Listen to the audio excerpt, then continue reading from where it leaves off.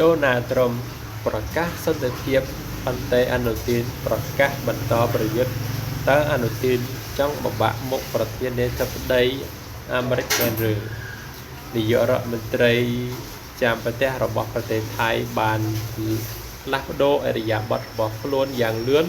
ក្រោយការសន្យាប្រាប់ធានាធិបតីអាមេរិកដូណាល់ ត្រុំថានឹងគោរពកិច្ចព្រមព្រៀងសន្តិភាពប៉ុន្តែគណៈលោកដូណាល់ ត្រុំប្រកាសថា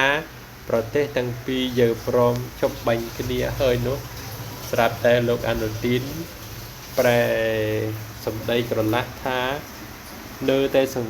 បន្តសង្គ្រាមជាមួយនឹងដដែលវាស្លាវគេឲ្យសម្បត្តិស៊ីជម្រៅ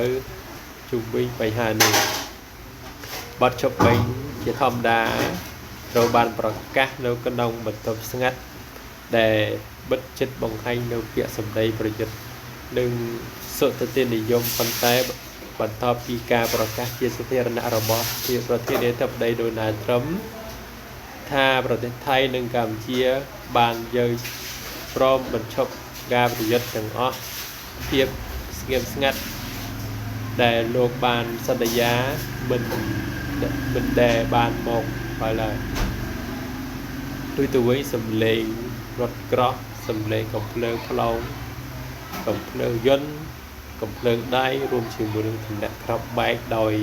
យន្តហោះពីភាគីថៃតាមបណ្ដោយព្រំដែន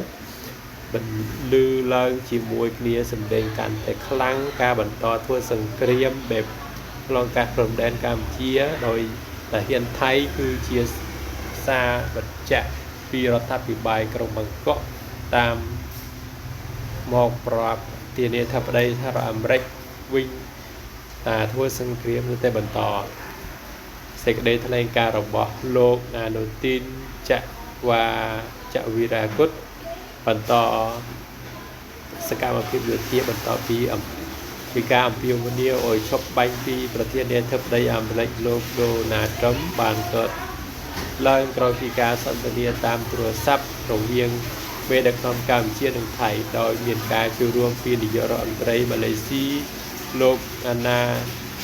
អាវ៉ាប្រាហ៊ីមសេចក្តីថ្លែងការណ៍នេះបង្ហាញពីការបដិសេធជប់បាញ់ជាសាធារណៈនិងធ្វើឲ្យការប្រកាសសន្តិភាពរបស់លោកដូណាល់ ត្រុំផលជាបញ្ហាភាពសង្ស័យលើការជឿជាក់សម្ដីប្រធានាធិបតីអាមេរិកនៅលើឆាកអន្តរជាតិសម្ដីរបស់លោក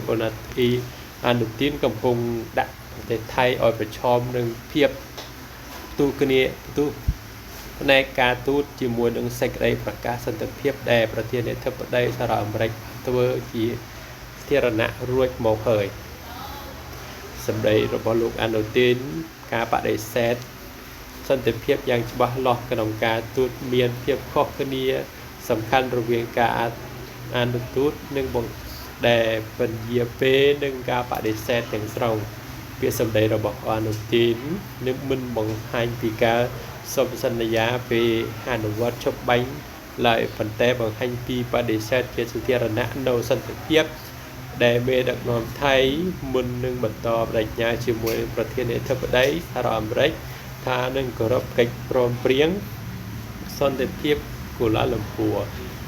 ការបដិសេធនេះត្រូវបានបញ្ជាក់យ៉ាងច្បាស់តាមរយៈការឆ្លើយតបផ្ទាល់លើសម្ដីរបស់លោកដូណាល់ ត្រុំដែលចាត់ទុកឲ្យឧបទ្ទវហេតុទុកមានដែលបង្កឲ្យគ្រោះថ្នាក់ដោយតាហ៊ានថៃកន្លងមកឧបទ្ទហេតុតាមផ្លូវនឹងបង្កប្រកាសថាភាគីទាំងពីរបានព្រមព្រៀងគ្នាឈប់បាញ់ប្រហារទាំងអស់ចាប់ពេលយកនេះទៅហើយធ្វើត្រឡប់នៅអនុវត្តតាមកិច្ចព្រមព្រៀងសន្តិភាពជាដើមផ្ទុយទៅវិញនាយករដ្ឋមន្ត្រីថៃចាំប្រទេសបានសរសេរឆ្លើយថាវាមិនមែនជាឧបទ្ទហេតុតាមដងផ្លូវឡើយហើយប្រកាសថាប្រទេសថៃនឹងបន្តអនុវត្តវិធានការចាំបាច់ជំរាបតារាបណាថៃនៅតែយោធាទឹកដីនិងប្រជាជនរបស់ខ្លួនសិទ្ធិនៅក្រោមគម្រាមកំហែងជាមួយនឹងសម្ដីបដិសេធនេះសកម្មភាពនៅលើ